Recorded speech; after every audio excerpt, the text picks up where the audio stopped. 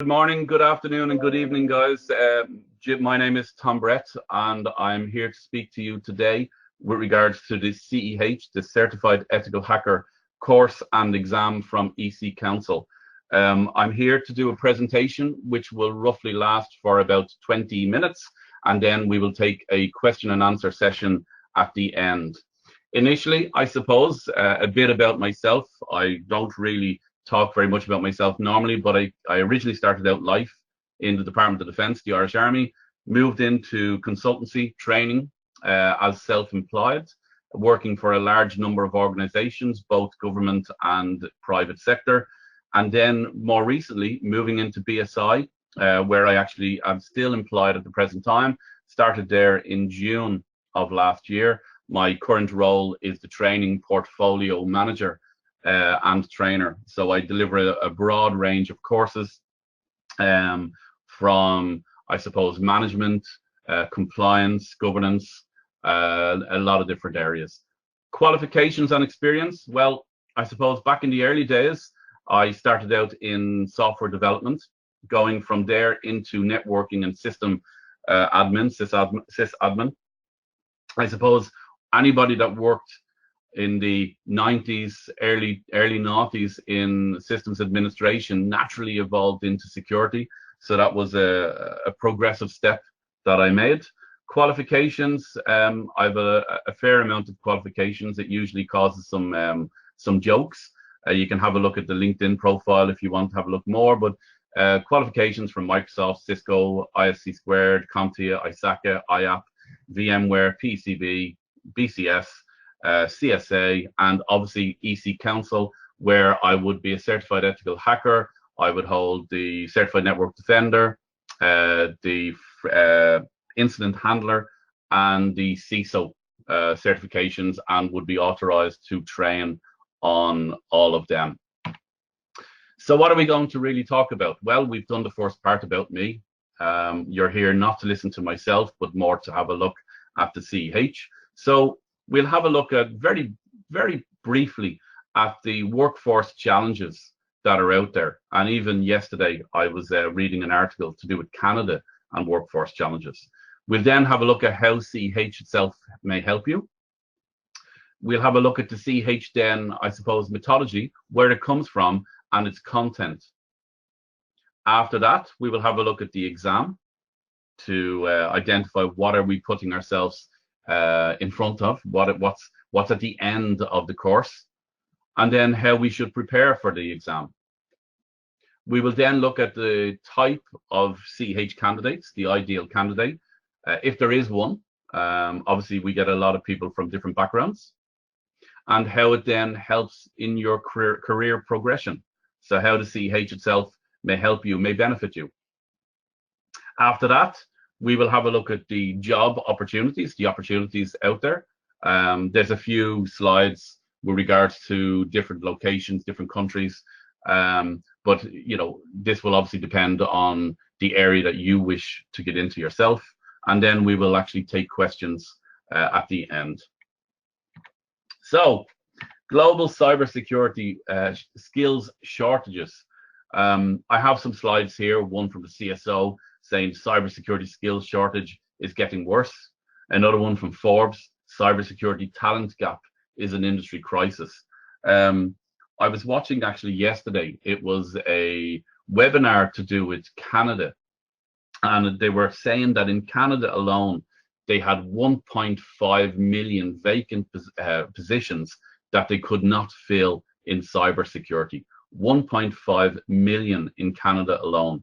And they were looking at how they were going to bridge this gap with training and education in colleges, etc.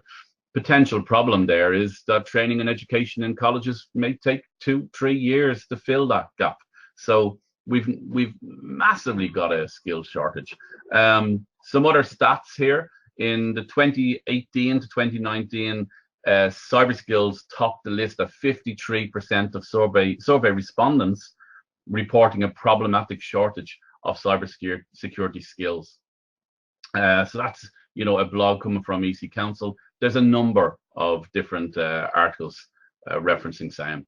Even the World Economic Forum mentioned in January 2019 report that the United States has over 200,000 cybersecurity skills requiring job vacancies, and employers are facing a tough time to fill them.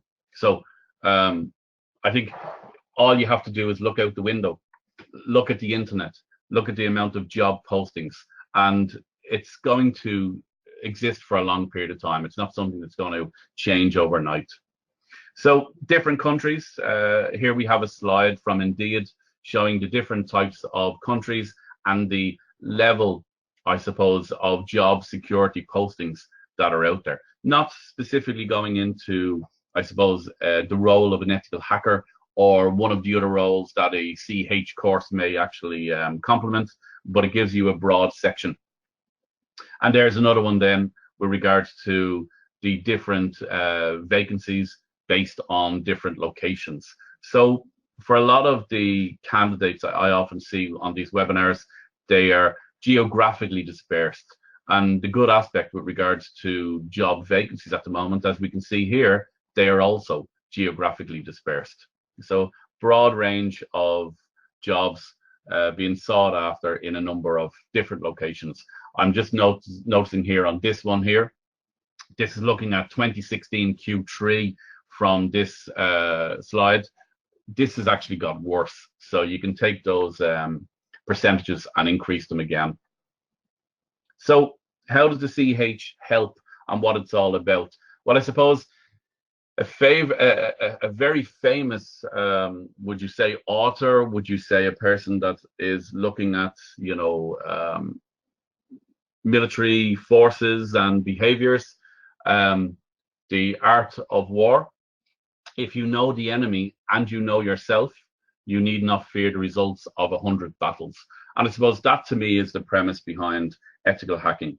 Ethical hacking is where an individual working for or on behalf of an organization goes through the relevant processes that a hacker would actually carry out, so that the organization can then get a good understanding of their posture and the landscape, so they can understand the threats and then be able to react accordingly. So if you know the way a hacker is going to work, that will allow you to better be prepared to defeat them or to defend yourself. So a very important statement and a very true to reality statement. So what is it all about? The CEH course itself, it will immerse you into the hacker mindsets so that you will be able to defend against future attacks. It is an ethical hacking course that puts you in the driver's seat of a hands-on environment with a systematic process. So really, most organizations that will deliver the CEH course will use the iLabs from EC Council. And the benefit for the student, I know we do them anyway, is we actually provide the student with 6 months access to the actual labs. So this allows the student, the delegate, to immerse themselves in the actual lab environment, which will consist of servers and a number of different virtual machines, and actually hack the environment as if it was an environment that you were either looking at defending, so you could test it, or to look at how an attacker would actually compromise a system. Sorry there. So realistically, it's a playpen. It's not okay. It's a hacking playpen. So based on this, then you will be exposed to an entirely different way of looking at your organization's security. So really, if you're looking at a standard person in security, they're looking at vulnerability analysis. They're doing all of this, but do they really truly understand the reasoning behind it? Well, not until you actually put yourself in the mindset of an attacker, not until you actually start looking at used tools like Metasploit, like any ideas that you can actually see how easy it is to exploit a system that has a vulnerability. And obviously anybody else that's in security understands the need for vulnerability analysis, but it just sort of, it allows you to make better business cases. It allows you to be able to better understand the risk for when you're looking at a system and you say, well, okay, if we patch that system, we may have downtime, we may find that we will have problems with certain communications. Now you can better actually assess that risk because you understand it from both points of view. So the methodology for the CEH is based around the hacking process itself. As they say themselves in most of their literature, to beat a hacker, you need to think like a hacker. So what are those 5 phases?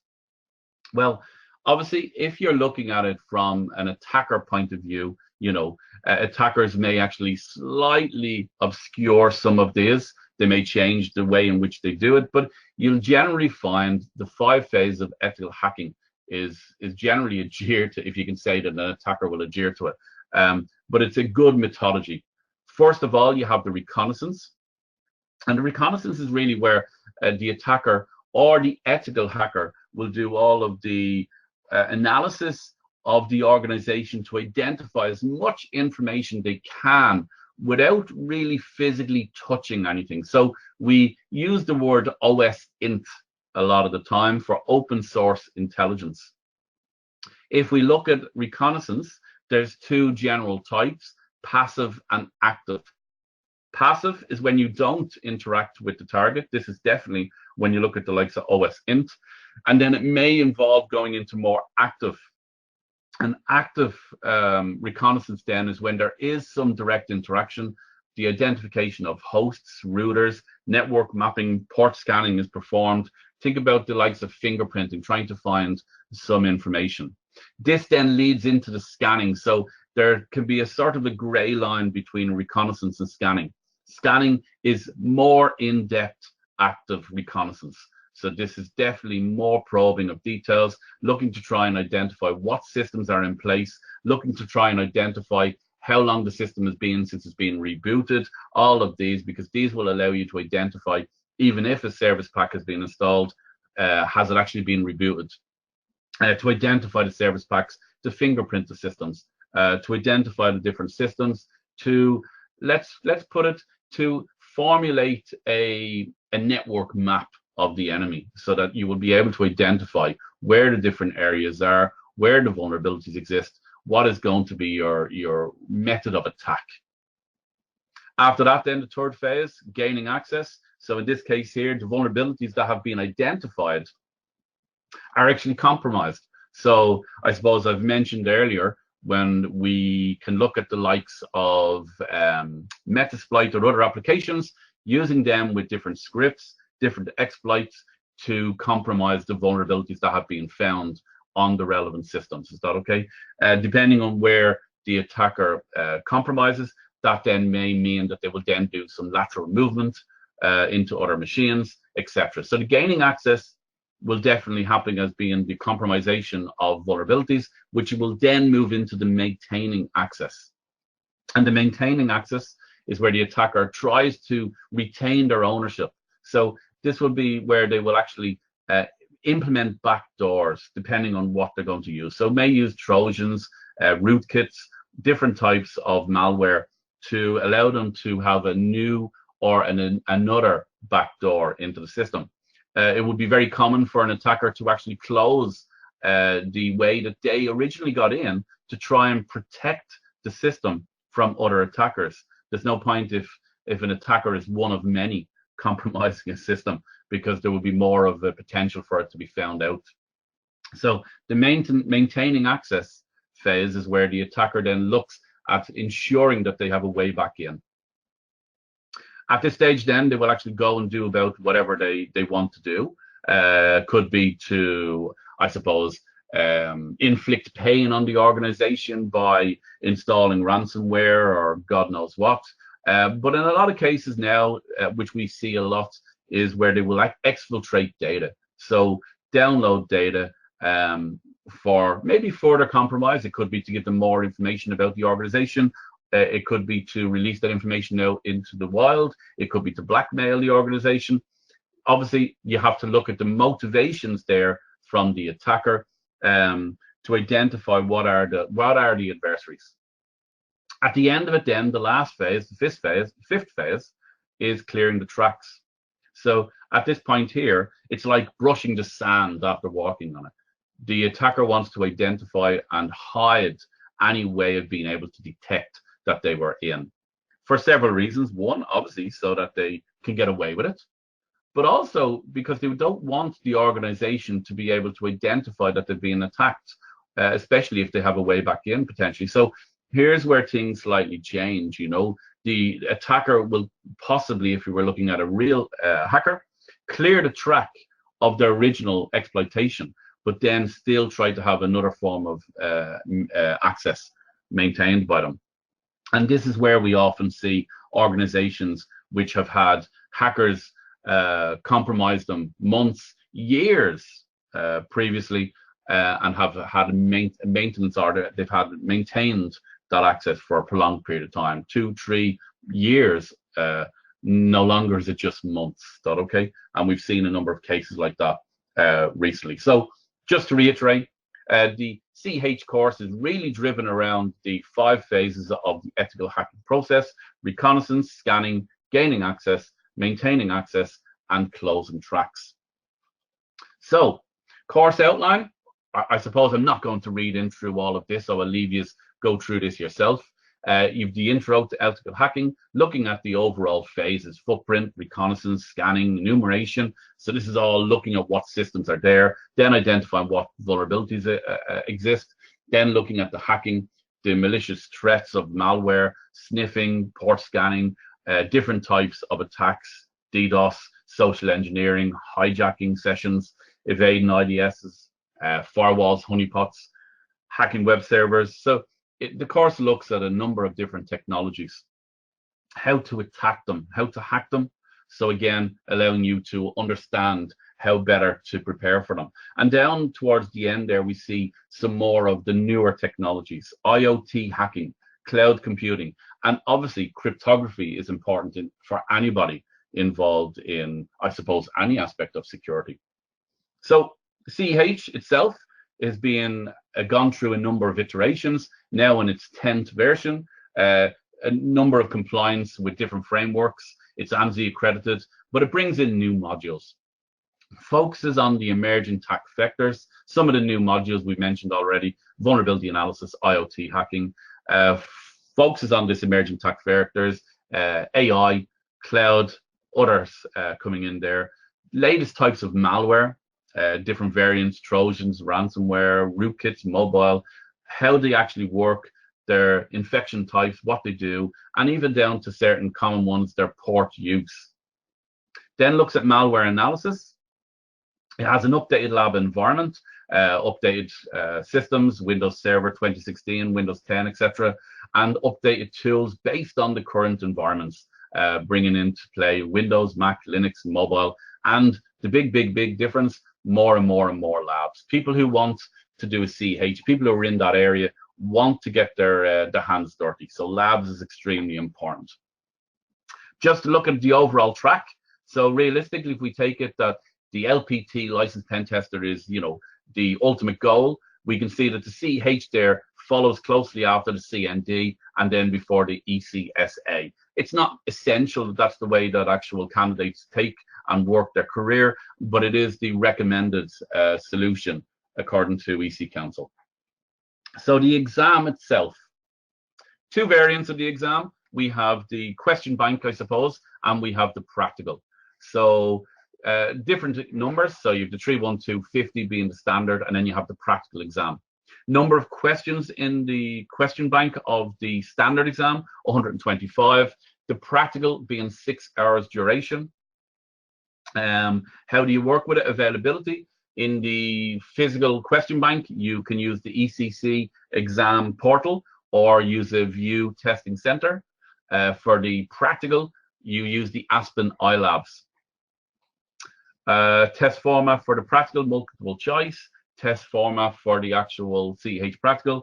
Think about being in one of those plate pens. Is that okay? And then your passing score, really roughly around 70%. There can be some fluctuations from time to time. So depending on when you're listening to this presentation, I'll say at the present time, 70%. So how should one prepare for the actual exam and the CEH? Well, obviously, attend an accredited EC Council course. There are options you can take without doing it, but you have to prove the validity in that.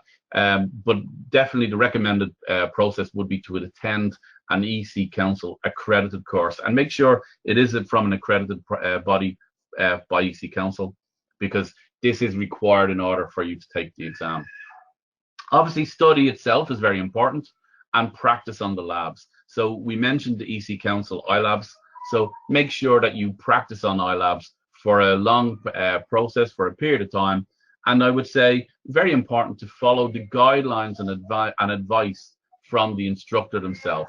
The instructor will be able to give you a lot of insights into what is required, and even to be able to advise you on the type of exam, the wording of exam, to make sure that you are aware of it, because exam questions can ask you things slightly different than you may normally take them. Is that okay? So just so you're aware of the type of exams, the wordings, or the exam questions and the wording, sorry. So follow the instructor's guidance, I think, is essential. So what are the ideal CEH candidates? Ethical hackers, system administrators, network administrators, engineers, web managers, auditors, security professionals in general.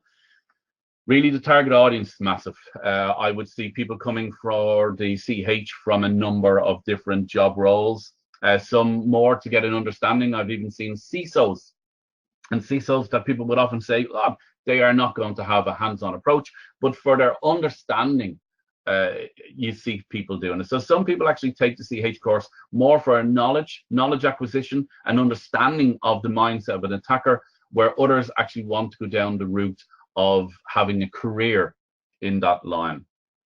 So how does it help?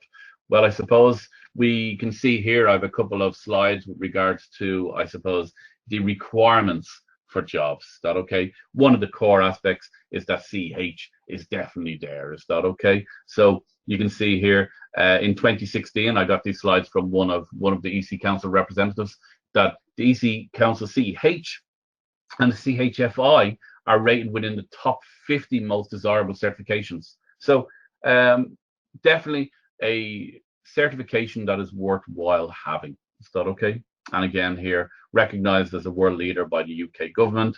I've seen a number of courses being organized by UK government bodies with regards to CEH. So again, it's definitely something that literally a number of organizations will look for as a key prerequisite for jobs.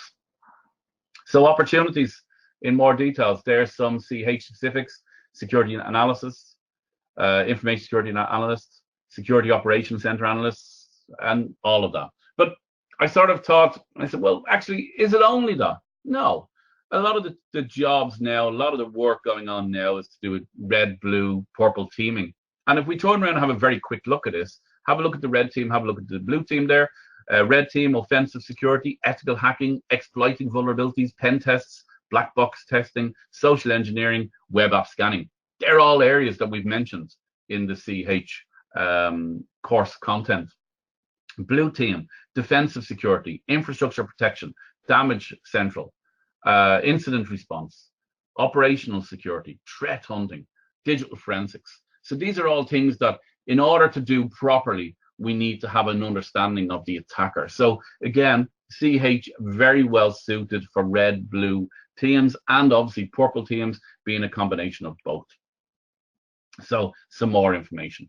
According to the Ministry of Defence's Red Team Guide, benefits include broader understanding of the operational environment, filling gaps in understanding, identifying vulnerabilities, opportunities, risks and threats, identifying bias, groupthink, flawed assumptions, and the tendency to jump to conclusions, revealing how external influences, adversaries, or competitors could affect plans, concepts, and capabilities, identifying second and third order effects and unforeseen consequences, so a cascaded problem, identifying further improved measures of effectiveness, identifying the need for contingency plans, and more focused intelligence collection and improved information requirements. So I think from yourself, you can see CEH is well suited for people who want to follow that career path.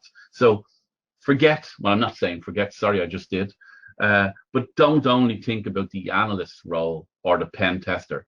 Think about the other sort of complementary roles as well. Average salaries change. January 2018, the average salary for cybersecurity jobs rose by 16%. So they're saying here, average 72,500 sterling.